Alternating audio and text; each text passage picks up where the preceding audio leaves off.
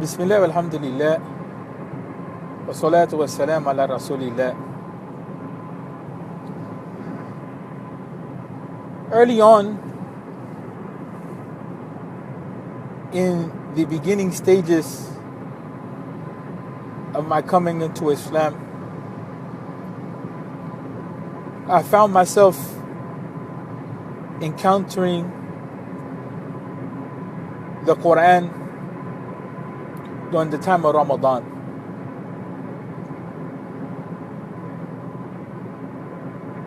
And as a Muslim with only a few years in Islam,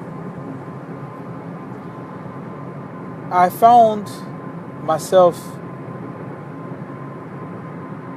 understanding the Quran by way of the heart, meaning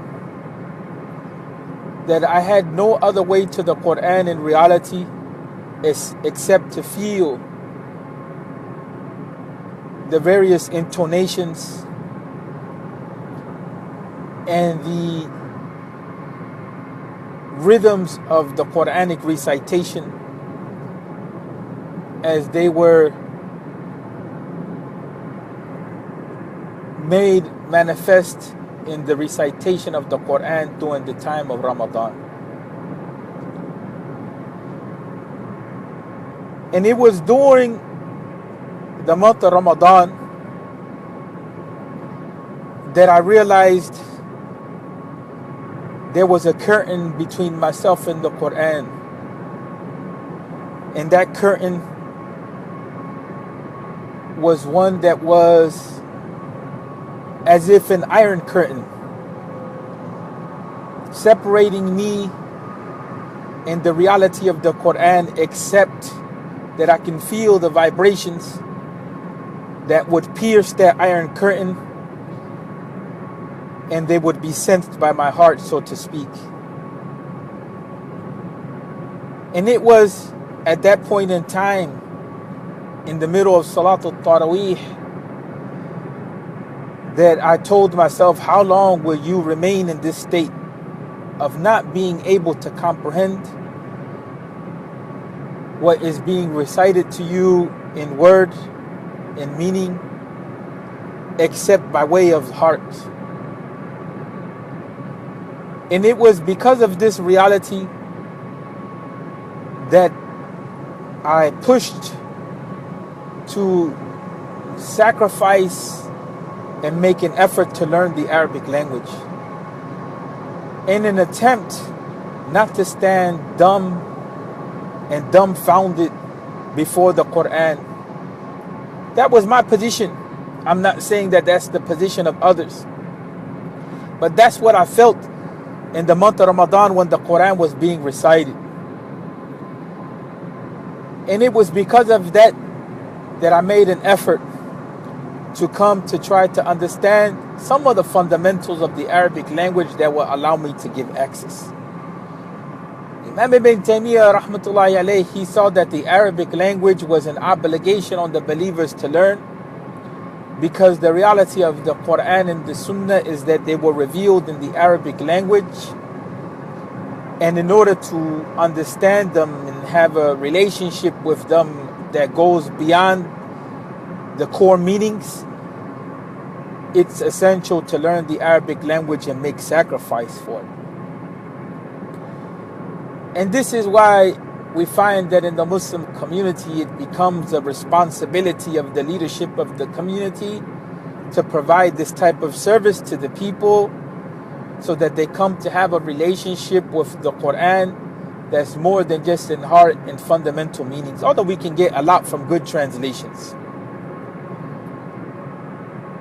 The second reality is when you come to confront yourself, when I came to confront myself, and you look at the condition of your heart and you realize that your heart is shielded from the reality of the Quran, although you may come to understand the meanings in the Arabic language. Huda lil muttaqeen is how it is that Allah Tabaraka wa Ta'ala describes the reality of the Quran. That is a guidance for the people of taqwa. And when we reflect upon that reality that the Quran is a guidance for the people of taqwa, we come to understand that that reality is something that's communicated in Surah Al-Baqarah after we ask Allah Tabaraka wa Ta'ala, Ihdina Sirat al-Mustaqim, guide us to the straight path. The follow-up response that we find in Surah Al-Baqarah is that Allah Tabaraka wa Ta'ala is telling us that the Quran is the guidance, the Quran is huda. But here the description limits that guidance to the people of taqwa, meaning that the heart has to be correct and the actions of the believers have to be that which show that we are on the path that allows us to benefit from the reality that Allah Tabaraka wa Ta'ala descended to the people that are the descendants of the children of Adam. And with that, one can fall into a situation of despair, understanding that one may not make the grade.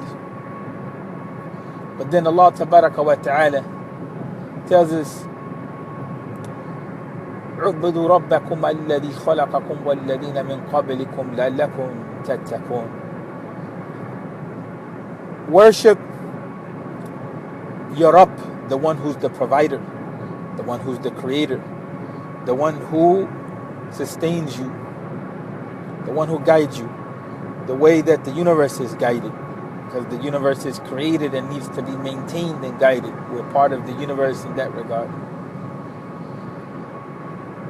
The one who created us and created the people that came before us. Worship your Rabb, so that perhaps you may attain to taqwa. So here Allah Tabaraka wa Ta'ala clarifies the path for those who are struggling. The path of hidayah, or the way to attain to the guidance that the Quran comes to offer, is to be people of ibadah, even if we just make the effort.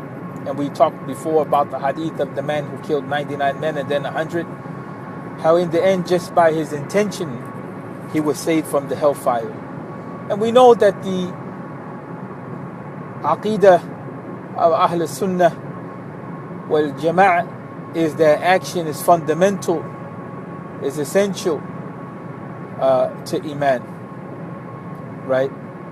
And so that action is part of Iman. It increases and decreases. Iman increases and decreases with our deeds. So when we engage in acts which are acts of isyan and itham, disobedience to Allah Tabaraka wa Ta'ala and sin, then our Iman decreases. And when we engage in acts of taqwa, acts which are obeying Allah Tabaraka wa Ta'ala and seeking the face of Allah Tabaraka wa Ta'ala through the obedience of Allah and seeking the pleasure of Allah, then our Iman increases. So Allah Tabaraka wa Ta'ala left the clarity before us regarding the road of self-transformation. And the road of self-transformation comes back to the simplicity of the arkan of Islam, the simplicity of implementing the basic fundamentals of Islam. And we find that fasting also is a means to taqwa, and giving zakat is a means to taqwa. And so the reality of gaining taqwa and gaining the huda that the Quran is, gaining the reality of that, comes back to engaging the fundamentals of Islam. And when we go astray and we find that our Iman is weakened, Allah Tabaraka wa Ta'ala has opened the gates of mercy before us. فَتَحَ لَنَا أَبْوَابَ الرَّحْمَةِ لِأَنَّهُ فَتَحَ أَمَامَنَا أَبْوَابَ الْخَيْرِ. Allah Tabaraka wa Ta'ala opened the gates of His rahmah before us, His compassion and His mercy, because He opened before us the gates of goodness, and those gates of goodness are engaging good deeds. And so when that is a hope for the believer, that the journey that we all have to Islam doesn't end with our taking the Shahada, but it only begins. And the journey that we have to the Quran is not just by understanding its letters and its words in the Arabic language, or its meanings in good translation or good tafsir, because understanding the meanings with sincerity and belief in Allah Tabaraka wa Ta'ala and acting upon the commands of Allah Tabaraka wa Ta'ala, which can be understood in any language, all of these things lead to proximity to Allah Tabaraka wa Ta'ala, inshallah, and allow us to be in a position in which the gates of Jannah are open to us by the promise of Allah Tabaraka wa Ta'ala. But all of these realities, the realities of understanding the meanings of the Quran or understanding the reality of the Quran in Arabic, still fall short when our heart is in a situation or in a condition in which we're sick. We fall short in that regard. And so there has to be, O believers, O brothers, O sisters, O self, there has to be some regard for loving ourselves, in that we confront ourselves and we say that this is my condition and this is what I'm going through and this is what I'm experiencing. So the journey to the Quran, I have found, is a journey which is continuous, one which demands confronting the self, one which demands tawbah, one which demands repentance for little sins and major sins, one which demands making istighfar to Allah Tabaraka wa Ta'ala, seeking Allah Tabaraka wa Ta'ala's forgiveness, one which demands that we keep the dhikr of Allah Tabaraka wa Ta'ala on our tongues, and we mention Allah Tabaraka wa Ta'ala with consistency, and we ask Allah Tabaraka wa Ta'ala to forgive us.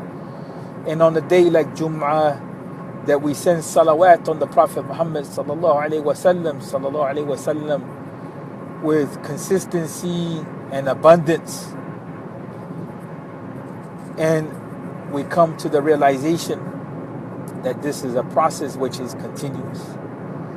So the journey to the Quran in my reality is one that is continuous, and we ask Allah Tabaraka wa Ta'ala not to take us off that path, but that the reality of the Quran penetrate us and save us from the reality of the hellfire and the whisperings of shaitan, and allow us to be from the people of taqwa, so that the quality that is mentioned in Surah Al-Baqarah, Huda lil-Muttaqeen, is something which is embodied in us. Assalamu alaikum wa rahmatullahi wa barakatuh, wa nastaghfirullah wa natubu ilayh, wa nusalli wa nusallim ala al-Nabi al-Kareem, imamuna imamul huda, Muhammad bin Abdillah alayhi salatu wassalam, wa ala ali baytihi wa ala ashabihi radiyallahu anhum ajma'in.